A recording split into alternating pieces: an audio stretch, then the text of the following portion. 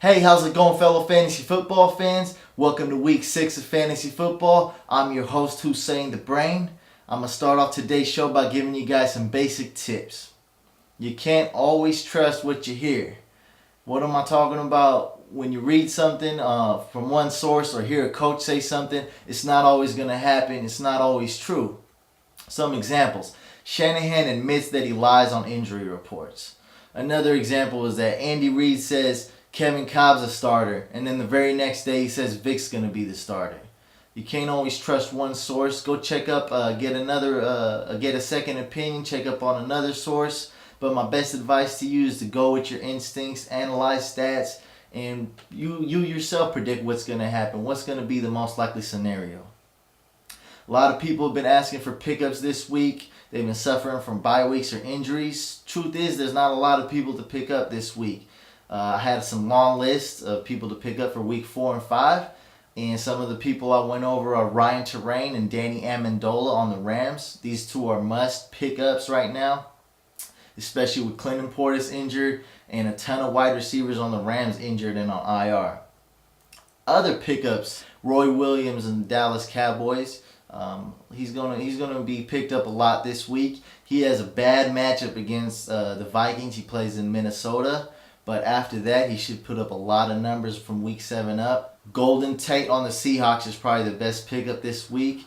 He's hardly picked up in any leagues. And with the Seahawks trading away Deion Branch, Golden Tate has a great opportunity. And I like this guy. I think he has a lot of talent. Jabar Gaffney. The Broncos' offense is it's tough to predict, but not a lot of people have Gaffney on their team. And he's a great pickup. Also, Nate Burleson is a good pickup, especially if Calvin Johnson doesn't start and Nate Burleson does. Okay, let's talk about a popular topic, the Vikings.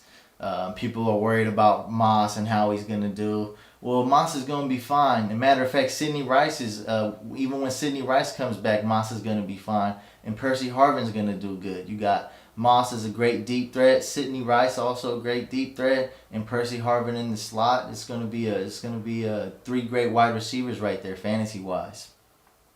Let's go to some Twitter questions from Nate Gomez. Should I trade Gore, Best, Steve Johnson on Buffalo, and receive Hines Ward, Megatron, which is Calvin Johnson, and T.J. Houshmandzadeh? I say don't do this trade, because you get some pretty good wide receivers. But remember, Gore is a first-round pick, and he's actually living up to his expectations. He's ranked about the 5th or 6th running back in most leagues. So don't do this. It's tough to come by a running back like Gore. Another Twitter question. Who do I start this week? Felix Jones, Eddie Royal, or Devon Bess? Not Felix Jones. I'm not feeling him this week. We'll go with Eddie Royal.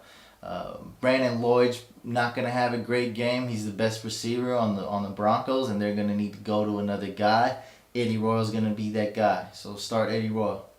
Thanks for tuning in. Make sure you guys check out what Sid says in fantasy football week 6. Start 'em, sit 'em. Also, you IDP fanatics, check out Drew's weekly list. And fantasy basketball has started. Check out our cheat sheets and articles for that. Peace.